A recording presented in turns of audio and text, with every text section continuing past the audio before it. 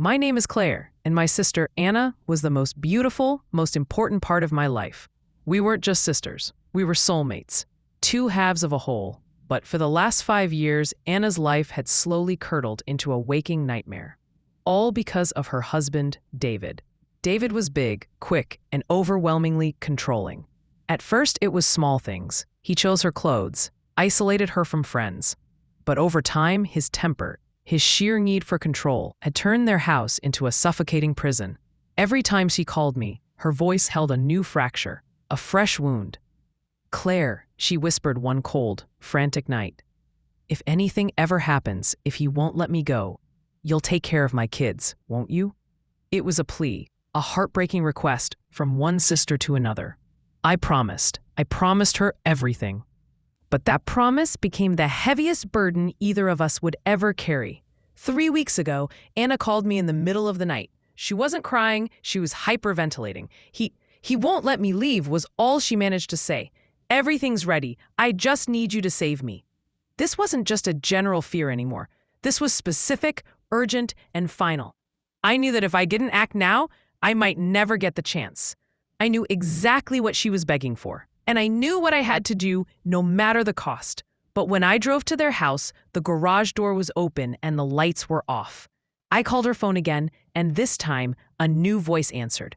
It was David, his voice thick with a fake sorrow that made my stomach turn. "Claire," he said, and the way he dragged out my name was a cold threat. "You're too late."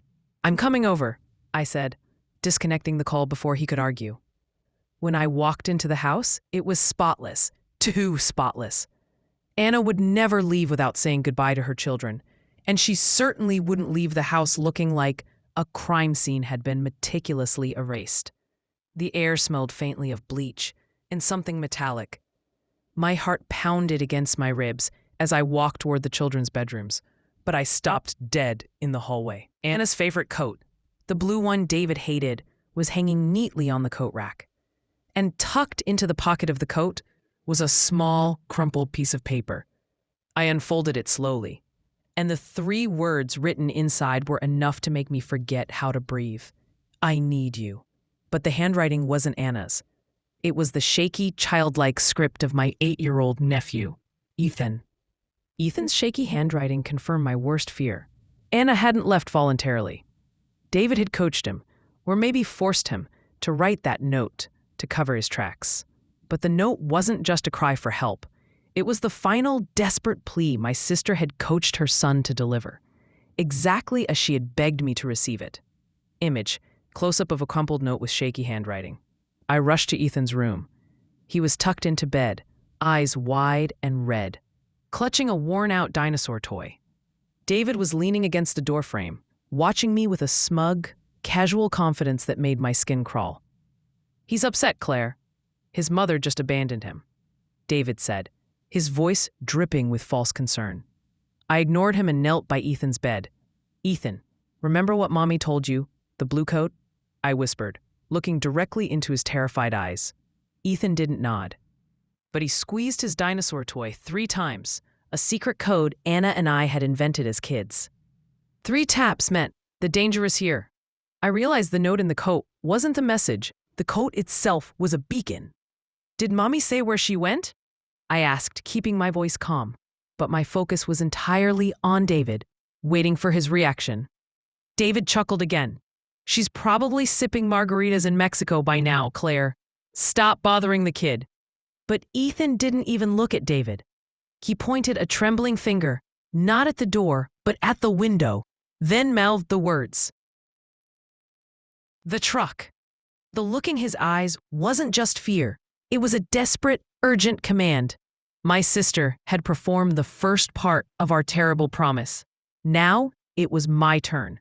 David thought the situation was closed, but the real game had just begun. I knew exactly what I had to do next, even if it meant breaking every legal rule.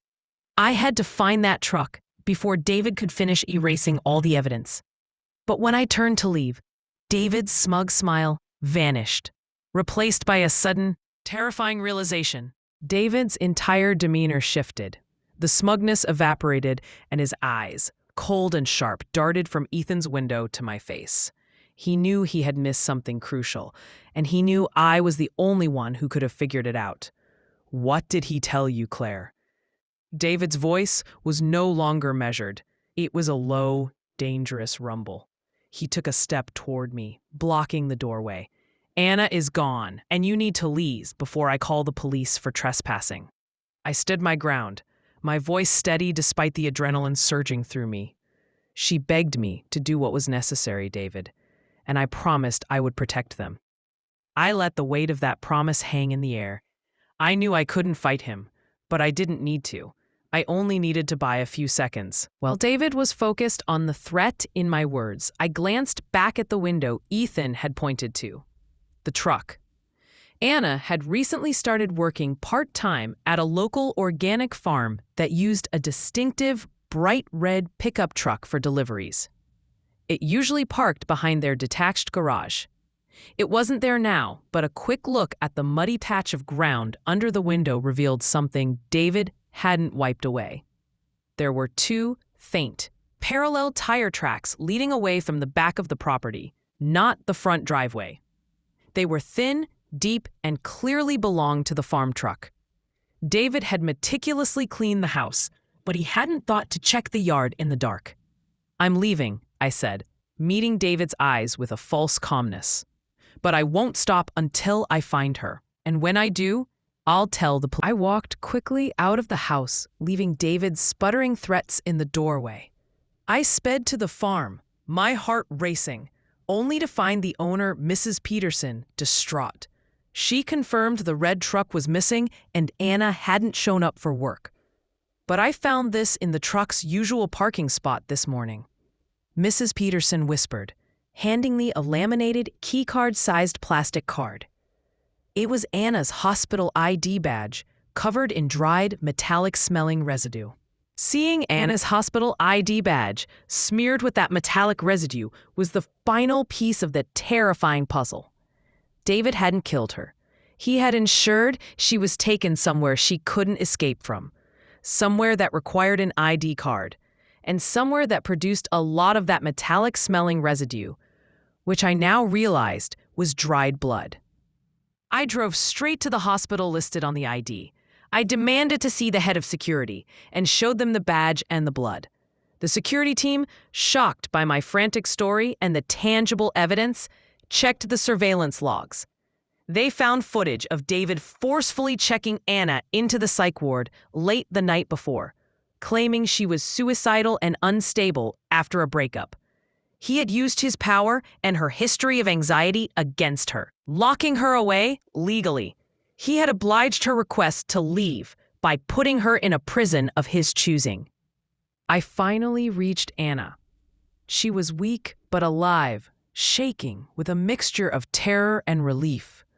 She had used the truck to drive to the hospital herself, but David had followed her. He gave them the key to the truck, she whispered, her eyes wide. He told them to keep the truck here, so it looked like I drove away and disappeared. That's why David had been so smug. He had planned a perfect, untraceable disappearance, making me believe she had abandoned her kids. We immediately alerted the police about David's false claims, the manipulation of Ethan, and the fact that he was driving the farm truck, which was now considered stolen property. Within hours, David was arrested at his house, not for assault, but for auto theft and for violating the restraining order I had quickly secured. I finally upheld my promise and took the children into my care, just as Anna had begged. The next day, as I was sitting with Ethan and his little sister, the police called me. "We've got David's confession," the officer said. "He admits to driving the truck, locking your sister away, and coaching your nephew." I felt a wave of relief wash over me. It was over. But then, the officer added a chilling twist. "One more thing, Claire. When we arrested him, he claimed he had video proof that you were the one who convinced Anna to lie and frame him. He said you emotionally manipulated her into doing exactly what she begged you to do, just to steal his family." I dropped the phone, because the last thing I ever expected was that after doing exactly what my sister begged for, I would be the one charged with conspiracy, And it was Anna who called the police to confirm David's story.